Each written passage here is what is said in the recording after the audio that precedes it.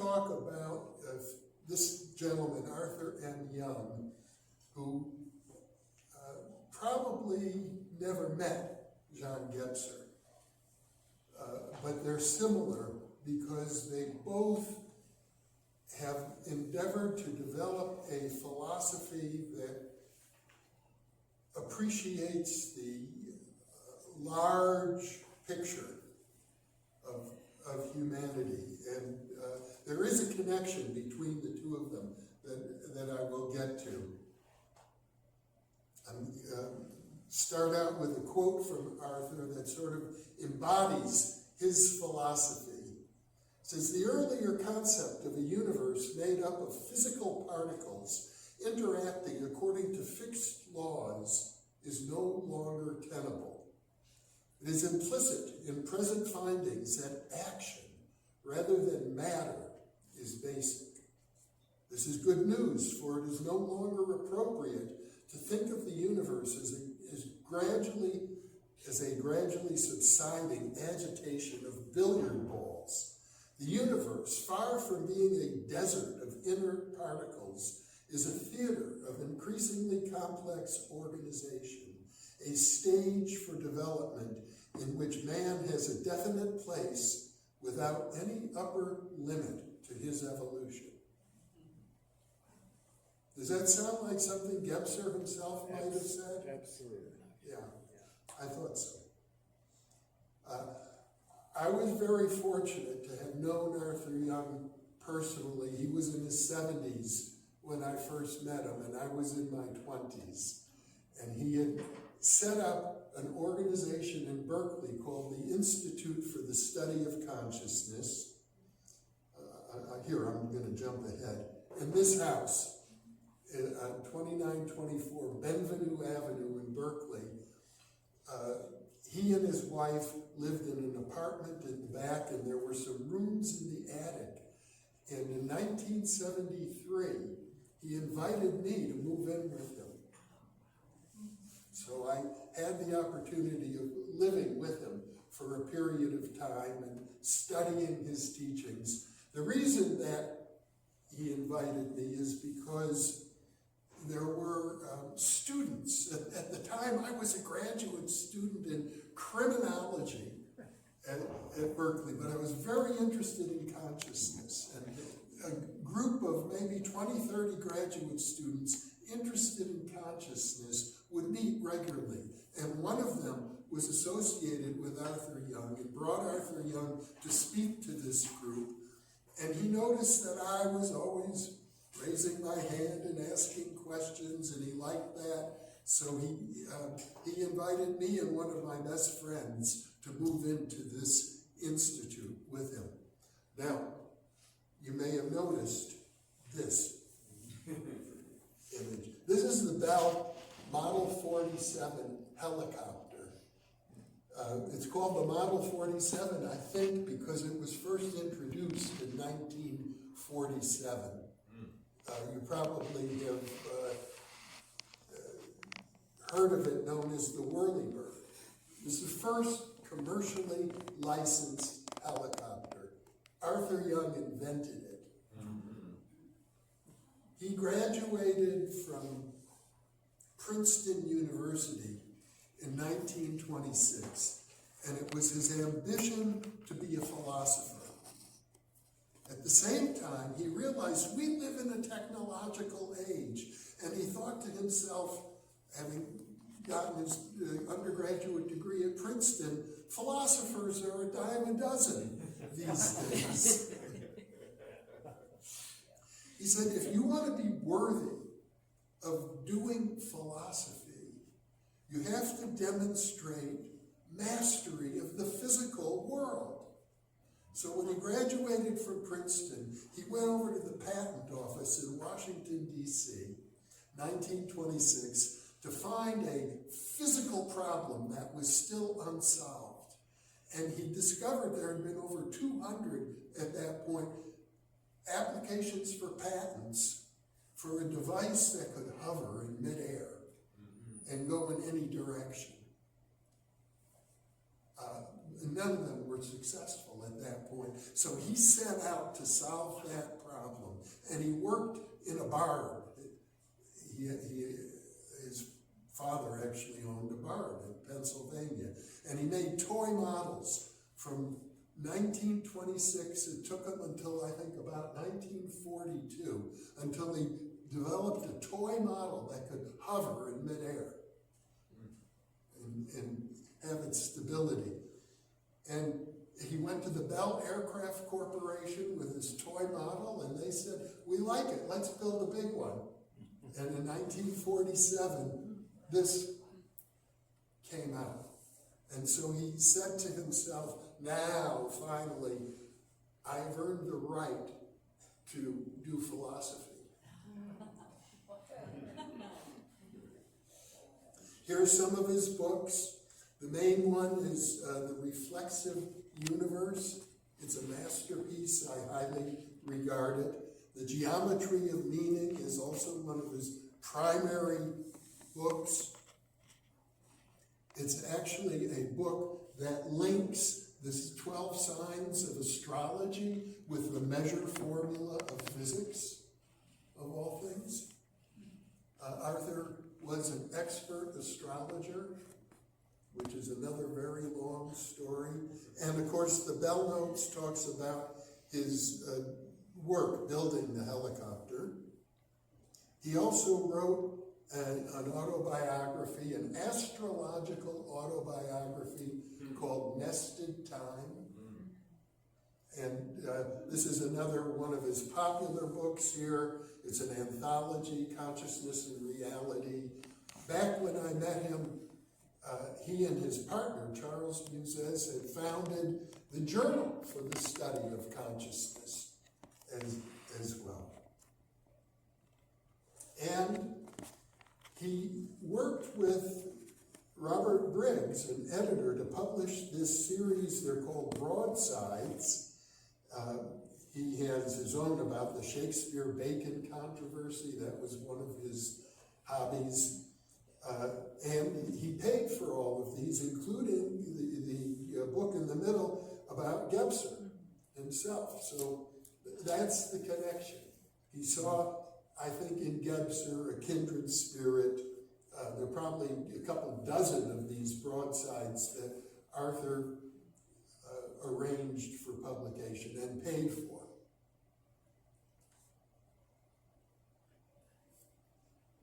Now, to get to his theory. It's a complex theory, and I'm going to try and describe it in simple terms. What we're looking at here, he would call it the arc. And you'll see on the left side, the arc is descending. It starts with pure potential. And I should explain, the arc encompasses all of reality, actually, starting with light, photons. Photons are pure potential in his theory. And he even draws upon a principle in physics, sort of an obscure principle called the principle of least action. Photons follow the principle of least action. It's different than the principle of least resistance. Water flowing down a stream in a mountain will follow the principle of least resistance. But the principle of least action that a photon follows is it gets to its destination in the shortest possible route, which is different than the principle of least resistance.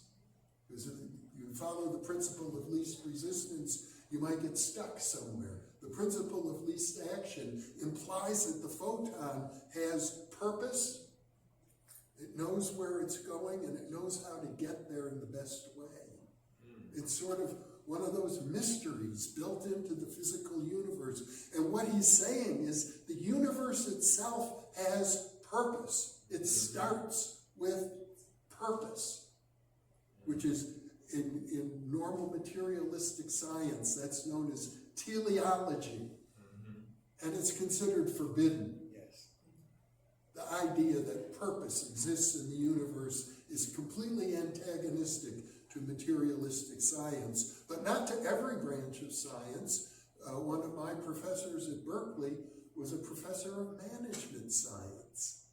And he said, well, of course we deal with purpose. So, another amazing thing about photons, I don't know if you appreciate this, Einstein made it quite clear in his theory of relativity. If you're a photon and you're traveling at the speed of light, time stops. So you can travel from one end of the universe to the other. It will take you no time at all. But to an observer, let's say on the planet Earth, the universe is supposedly 13.8 billion light years across, actually larger because it expanded, maybe as much as 90 billion light years. It expanded faster than the speed of light, apparently. But a photon can go from one end to the other, and no time will have passed. None. So it's as if time and space don't even exist at the level of the photon. You could say they exist outside of time and space. But now, the next level, and you could think of this as the descent of spirit into matter, the photon being pure spirit, we get electrons and protons, positive and negative energy, binding forces. This is where masculine and feminine come in, the idea of longing, the idea of attraction. That's the next level, particles. And then the third level being atoms. Atoms represent form, structure. You could also say in Arthur's theory, ideas, theories. A theory is a structure, it's a form, an idea. And then finally, molecules are built up from atoms. And then a funny thing happens, very crucial to Arthur's theory. He calls it the turn. Something happens at the molecular level, and it happens basically with some very complex molecules, complex proteins, RNA, DNA, and life occurs. And with life, what we have is a return. Spirit has descended totally into matter at the point of molecules. But then, level 5, you get plants. And they represent the principle of growth. Level 6, you get animals, mobility. And level 7, at the other top, he calls it dominion. It's the human kingdom, which he separates from the animal kingdom, although obviously we're also animals. But we're moving back to the realm of spirit. So this is the basic process that Arthur Young would say underlies all of reality, the descent of spirit into matter, and then the ascent of matter back to spirit. And he went so far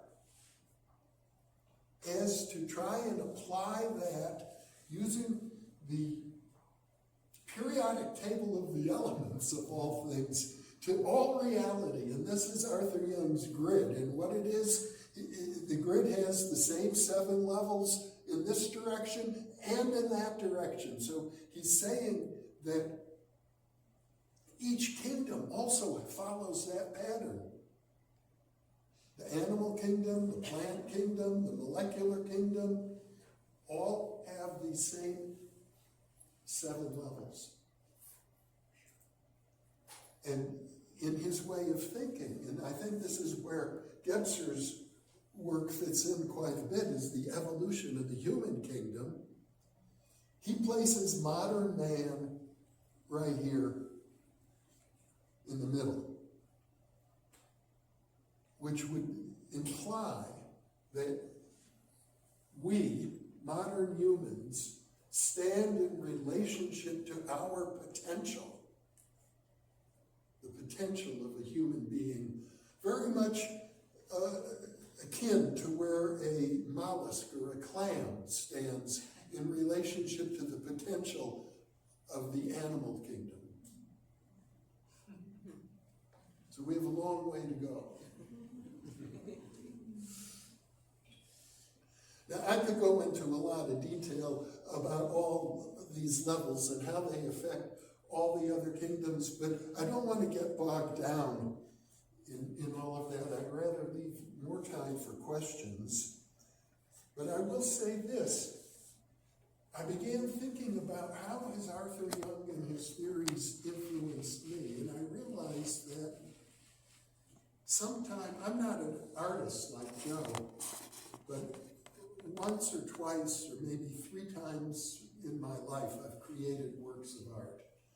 And this image, I call it the rainbow yin yang, came to me a few years after I left Arthur Young's intimate company and right before actually I got married.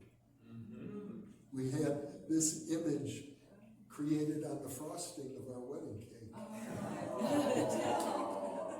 And it was sort of my effort to create a symbol that for me would represent wholeness and completion. Mm-hmm. And actually the complete symbol, if you were to see it, as it's shown, for example, in the beginning of all of our videos on the New Thinking Aloud channel, it's animated. It rotates and the colors rotate as the image rotates, so that all along the S curve, you've got the complementary colors of the rainbow, but constantly rotating, constantly changing, so that you see, when you get pairs of opposites, every opposite contains within itself the seed of the other side. So that for me was my way of integrating, I think for myself personally, what I learned from Arthur Young and his work. And I'll just say a few more things here. There are a number of interviews with Arthur you can find on the New Thinking Aloud channel. It's New Thinking Aloud, ALLOWED, all one word, not ALOUD.com. And you can see he talks about deep things, first principles, value and purpose in science, number and meaning, evolution, and of course astrology. I'll just conclude with one final note about astrology. When I got my doctoral degree at Berkeley, I got a very unique degree in parapsychology. I hold the only doctoral diploma that says parapsychology in the world. It was an individual interdisciplinary degree. I think it's one of the reasons Arthur was attracted to me in the first place, because he was always exploring the paranormal and the esoteric in his work. And when I got my degree, after I had met with the committee and they had approved my dissertation, I went to see Arthur right away. I was very proud. And he took out his astrology ephemeris and he said to me, well, he said, how long have you been working on this degree? And I said, oh, I think it's been about 6 years. And he looked at the ephemeris and he said, well, so it's going to take you another 6 years to undo all the damage the university has done to you. And looking back now, 40-some years later, I can say, yes, he was right. There are many, many uncanny things I cannot explain whatsoever that he was able to pinpoint very, very precisely using his astrological readings. It makes no sense logically. You cannot explain astrology in any way whatsoever in my opinion, in terms of material science. But it's an intuitive art, and in the hands of the right person, it can work with uncanny precision. And Arthur and I shared some very obscure things in astrology, the Arabian part of coincidence, for example. So my life has been punctuated by synchronicities, as was his. And he could point out that the synchronicities occurred when there were particular planets transiting the Arabian part of coincidence in our natal charts. Anyhow, that's sort of neither here nor there in terms of his theory, but it's an important part of who he became as an individual.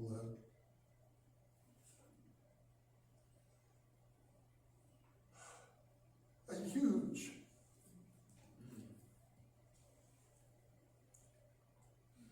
towering influence in my life.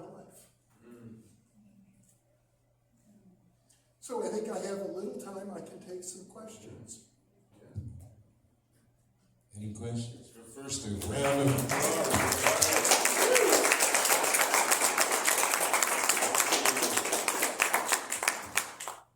Any questions? Yeah. Okay, this could be oblique, and so I just apologize in advance. I'm not sure this question is going to go anywhere in particular. But I see the name of Charles Musset, if I pronounce that correct. Yes. Musset. Do you have any particular relation with Musset? Yes, I knew him quite well. Oh my gosh, that's a synchronicity. That's a synchronicity. And I don't know how well I can explain this, but a good friend of the Gatesser group and deep personal friend and guide and companion, and many folks know Steve Rosen, who is in Vancouver now. And Steve has done some magnificent work. And I'm going to get to Musset in just one sec. Give me a chance. But I brought only one extra essay with me to New Mexico, and it's Steve Rosen's article on splitting the atom. He's calling for radical honesty and the energy that we can each share by splitting the atom of our own isolated egoic consciousness. And he has a model there. He works on that. But Steve also works with the Klein model, which Lisa brought forth earlier, which has its sculptural aspects, actually. But I want to ask you this, and maybe you can enjoy it or help me with it. Steve cites this as basic in some of his thinking from Musset. Mm-hmm. And I had told him how much I was fascinated with the number, the imaginary number, I, which is the square root of -1. Yeah. And Steve said, well, that's a good one. That's a good one. But he said, I'm really more fascinated with a hypernumber created by, or brought forth by Musset, called epsilon. And here I'm trying, I think I got it right. It's a epsilon is not equal to plus or minus 1. Not equal to plus 1 or minus 1. But epsilon squared is equal to 1. Now that's a koan. The paradox, and that's about the limit of my capacity to discuss this, but it's magnificent. And that is what we don't know as plus or minus 1, but when we can apprehend it in an expanded consciousness, let's say, we do have 1. The paradox, we might say, is resolved. But if you knew Charles Musset, I want to shake your hand. Well, when I first met Arthur Young, he and Musset were partners. Musset was the editor of the Journal for the Study of Consciousness. I showed earlier that book maybe I can go back to it quickly. Consciousness and Reality, Musez edited that book. He was a mathematician. He developed a whole set of hypernumbers, and building upon the imaginary numbers, but going much further than that. He had done his doctoral work looking at the symbolism of the great mystic Jakob Bema. And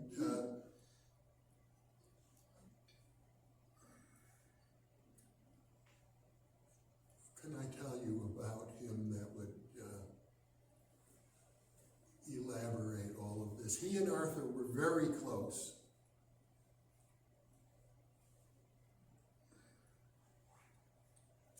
I once gave had a small group of people at my home, and one of the women who showed up, in fact, it was about a trip to Egypt.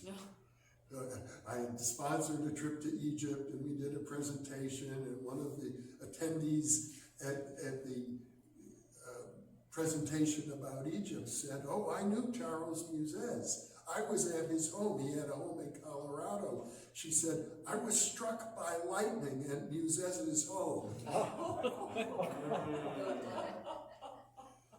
And she survived. And, but he was a very magical person. He also developed something called the Lion Path, an esoteric path based on Egyptian culture and his interpretation of ancient Egyptian writings. The Lion Path might in some way be how can I put it, the converse, the mirror image of the idea of childless cat ladies. Because the Lion Path involved, well, I think among other things, it evoked the ancient Egyptian goddess Sekhmet, the lioness goddess. But it also involved the idea of awakening that part of the spirit or the soul that is free to travel in, what can I call them? The astral plane, the various esoteric dimensions. So I'll leave it at that. Well, We have one question back here for Sharon, if that's okay. I didn't signal for that, but. Did you interpret something I did as a signal that I'd like the Oh, microphone? you did not? John, if you don't. A signal. That's what we're talking about.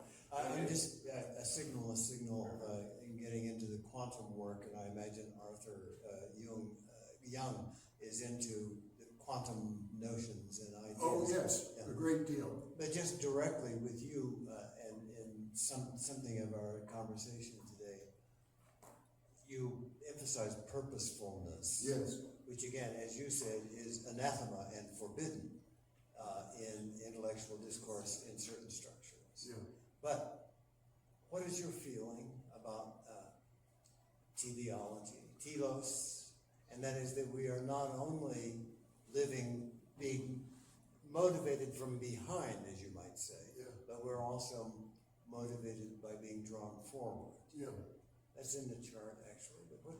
Well, yes, one of my other mentors, Gene Houston, refers to the term entelechy, meaning that drive that pulls us towards our fate, our ultimate destination. Arthur Young put it this way: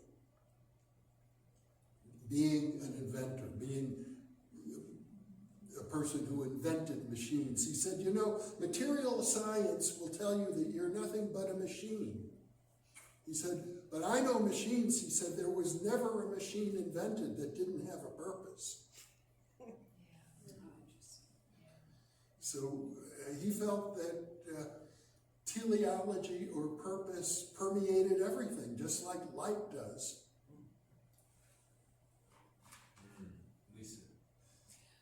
So at the very beginning, you mentioned